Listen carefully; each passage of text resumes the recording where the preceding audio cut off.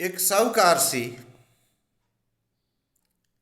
जिहदे कोल 8 ਤੋੜੇ सन, जिन्हां विचों 2 ਤੋੜੇ मेरे नावें लगे कि इन्हां दे नाल लैन देन करना है। तिन्नां वाला जिहड़ा सी वो ते मेरे तो बहुत अफजल सी, मैं उहदी अजमत नूं सलाम करना। ते एक नूं एक ही मिलिया, पर मैं अपने 2 ਤੋੜਿਆਂ ਦੀ गल करना वा। भावें बेशक थोड़े ने, भावें बेशक थोड़े ने, पर मेरे कोल 2 ਤੋੜੇ ने। वो भावें बेशक थोड़े ने, पर मेरे कोल 2 ਤੋੜੇ ने। मैं ਤੋੜੇ होर कमाने ने, मैं ਤੋੜੇ होर कमाने ने।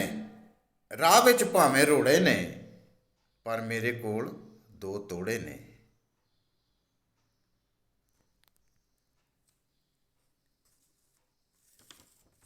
मैं ਤੋੜੇ लैके निकलिया हाँ, क्योंकि मालक दी ये मर्जी सी।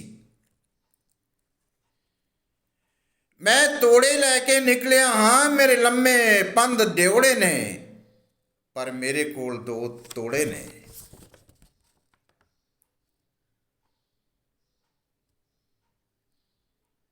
ते मैं अपने खुदा नूं ये गल कह सकना कि खुदावंदा मेरी शायद इन्नी हिम्मत नहीं है, पर तेरी मिन्नत करना कि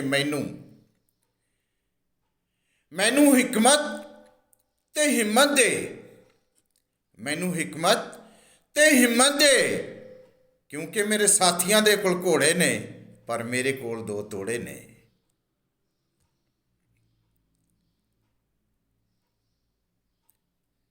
ते इस वास्ते जरूरी है कि वो ਤੋੜੇ मंगने ने मालिक ने,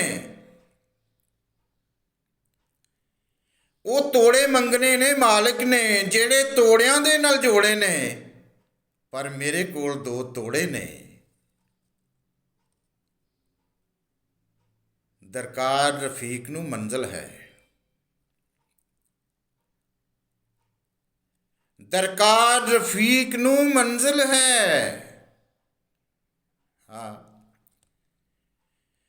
दरकार रफीक नूं मंजिल है, मैं रुख मंजिल वाल मोड़े ने, पर मेरे कोल 2 ਤੋੜੇ ने।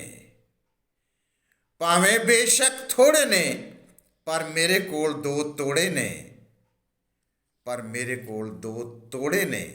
मैं इन्हां ਤੋੜਿਆਂ नाल होर कमाई करके अपने खालक नूं उहदा मुनाफा समेत वापस करना है।